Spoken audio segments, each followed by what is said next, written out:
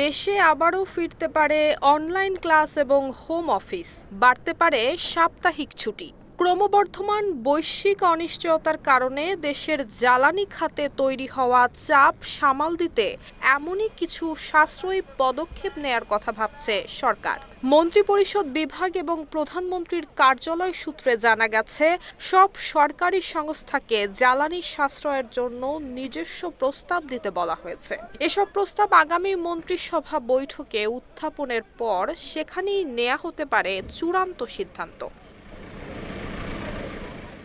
Iran Israel উত্তেজনা সহ বৈশ্বিক অস্থিরতার প্রেক্ষাপটে আপাতত ৩ মাসের একটি স্বল্পমেয়াদী পরিকল্পনা নিয়ে এগোচ্ছে সরকার। পরিস্থিতি আরও জটিল হলে মধ্য এবং দীর্ঘমেয়াদী কৌশল গ্রহণের কথাও ভাবা হচ্ছে। আন্তর্জাতিক বাজারে জ্বালানি তেলের উচ্চমূল্য, আমদানিতে বাড়তি ব্যয় এবং ডলার সংকট এই উদ্যোগের মূল কারণ হিসেবে দেখা হচ্ছে। কর্মকর্তাদের আলোচনায় থাকা প্রস্তাবগুলোর মধ্যে রয়েছে সপ্তাহে অতিরিক্ত একদিন ছুটি অথবা সপ্তাহে 2 দিন হোম অফিসের সুযোগ, পাশাপাশি অফিস সময় কমানো কিংবা আগেভাগে কাজ শুরু করারও প্রস্তাব রয়েছে।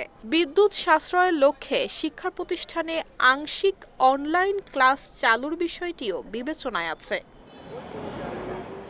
এছাড়া বৈদেশিক মুদ্রার রিজার্ভের ওপর চাপ কমাতে অপ্রয়োজনীয় সরকারি ঋণ পরিহার, বিদেশ ভ্রমণে কঠোর বিধিনিষেধ এবং বিদ্যুৎ ব্যবহারে নিয়ন্ত্রণমূলক পদক্ষেপ নেয়ার কথাও আলোচনায় রয়েছে।